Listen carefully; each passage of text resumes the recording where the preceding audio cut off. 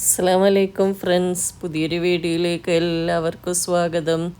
എന്തുണ്ട് വിശേഷം? എല്ലാവർക്കും നല്ല സുഖമായിരിക്കുമല്ലേ? നമുക്കും നല്ല സുഖം, അൽഹംദുലില്ലാ.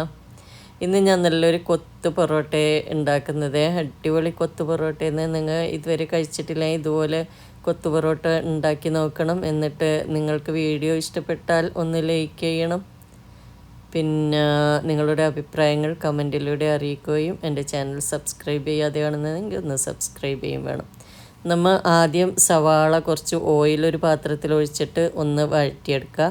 സവാള വഴറ്റി വരുമ്പോൾ നമുക്ക് തക്കാളി, ജിഞ്ചർ ഗാർലിക് പേസ്റ്റ്, പച്ചമുളക് ഇതെല്ലാം ഇട്ട് കൊടുത്തിട്ട് ഒന്നും കൂടി വഴറ്റിയെടുക്കുക. പിന്നെ അതിൽ തന്നെ നമുക്ക് അത് റെഡിയായി വരുമ്പോൾ നമുക്ക് എന്താക്കാം, കാശ്മീരി ചില്ലി പൗഡർ ഇട്ട് കൊടുക്കാം.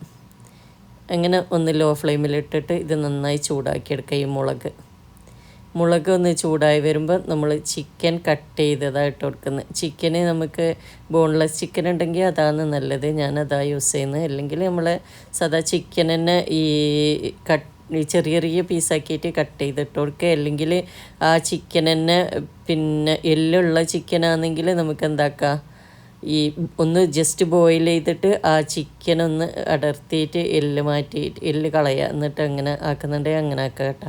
അങ്ങനെ നമുക്ക് പൊറോട്ടൻ്റെ കൂടെ കഴിക്കാൻ അങ്ങനെയല്ലേ സുഖം. അല്ലെങ്കിൽ എല്ലെല്ലാം ഇതാകുമ്പോൾ ഒരു വിഷമല്ലേ. അപ്പം നിങ്ങൾക്ക് ഇഷ്ടം പോലെ ആക്കാം. അങ്ങനെ നമ്മൾ ചിക്കൻ ഇട്ടൊന്ന് ജസ്റ്റ് വെന്ത് വരുമ്പോഴത്തേക്ക് നമുക്ക് പൊറോട്ട കട്ട് ചെയ്തെടുക്കാം. പൊറോട്ട ഉണ്ടാക്കാൻ എല്ലാവർക്കും അറിയുന്നില്ല, അല്ലെങ്കിൽ നമുക്ക് വാങ്ങാമല്ലോ.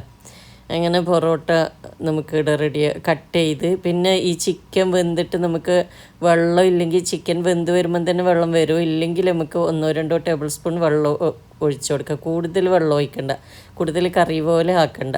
എന്നാൽ പിന്നെ ഈ പൊറോട്ട എന്താവും, കൂടുതൽ കറിയിൽ മുങ്ങിക്കഴിഞ്ഞാൽ ഒരു സോഫ്റ്റ് പോലെ ആയിട്ട് കഴിക്കാനൊരു ടേസ്റ്റ് ഉണ്ടാവില്ല.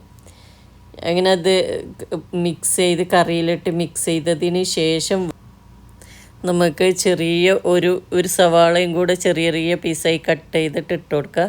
പിന്നെ ഒരു തക്കാളി ചെറിയ ചെറിയ പീസായി കട്ട് ചെയ്ത് കൊടുക്കുക. പിന്നെ എഗ്ഗ് ബോയിൽ ചെയ്തിട്ട് അതും കൂടി കട്ട് ചെയ്ത് ഇട്ട് കൊടുക്കുന്നുണ്ട്.